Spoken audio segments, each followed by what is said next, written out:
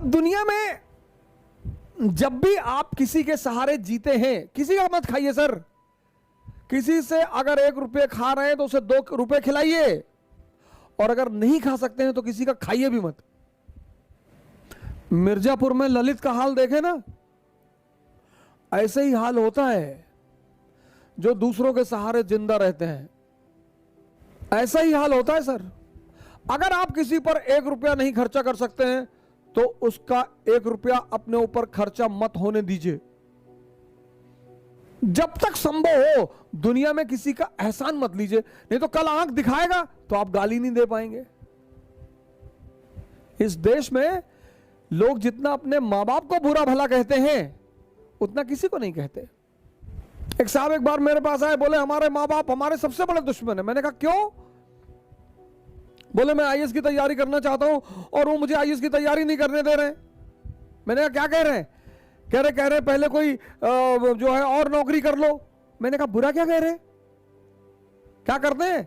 बोले पिताजी हमारे चपरासी हैं। मैंने कहा इतना बड़ा कर दिया, वो एहसान नहीं है? यही एक देश है जहां सांड को भी पाला जाता है। 30-30 साल के लोग मां बाप से खर्चा लेते हैं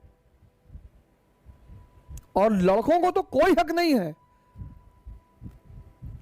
30 साल उम्र हो गई, पापा पैसा भेज रहे तैयारी करने के लिए, इनको बांध के मॉरिशस भेजो, साउथ अफ्रीका भेजो, इनसे बंधुआ मजदूरी कराओ। 30 साल, हद से हद 25 साल। आप 30 साल के हैं तो आपके फादर रिटायरमेंट के स्टेज पे पहुंच रहे हैं, बुजुर्ग हो रहे हैं। किसी का खाइए मत सर, बिल्कुल मत खाइए, नहीं तो किसी दिन किडनी मांग लेगा आपकी। खिलाएगा पिलाएगा, जूता पहनाएगा नाइक का, रेडॉस का। या नेता लोग क्या कहते हैं, भाई है हमारा। नेता के साथ जो 2-4 लोग टहलते हैं, कभी नेताजी से पूछे कि नेताजी ये कौन है? अरे हमारे भाई की तरह है। और किसी दिन ले आके ललित वाला हाल कर दिया। क्योंकि जब तक तुम कमजोर रहोगे तुम्हारा शोषण होगा। तुम किसी भी जाति के हो, किसी भी धर्म के हो, क्या फर्क पड़ता है? जब तक तुम कमजोर हो, जब तक तुम डिपेंडेंट हो, तुम्हारा शोषण होगा। नियम है, नियम है, नियम। पराधीन सपने सुख नहीं, तुलसीदास यही तो कहते हैं। जो दूसरे के अधीन है उसको सपने में भी सुख नहीं है। पराधीन सपने सुख नहीं। एक पक्षी है रैवन, वो बाज के कंधे पे जाके बैठ जाता है, और बाज शाहीन,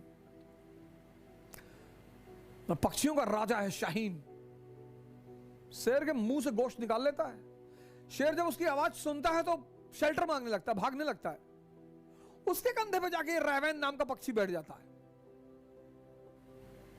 तो पता है बाज क्या करता है? अपनी उड़ान बढ़ाने लगता है, उड़ान। और जैसे जैसे उसकी ऊंचाई बढ़ती रहती है, ऑक्सीजन लेवल कम हो जाता है, रैवन को भागना पड़ता है।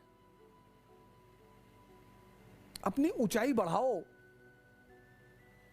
इतनी बढ़ाओ कि जितने लोग तुम्हें दबाना चाहते हैं उनका दम घुटने लगे, वो खुद ही भाग जाएं। अपनी सारी ताकत अपने में लगाओ और अपनी ऊंचाई को इतना बढ़ाओ कि तुम्हारे जितने अगल बगल लोग भगवान के आशीर्वाद स्वरूप तुम्हारे पीछे पड़े हैं, उनका दम घुटने लगे। जय हिंद।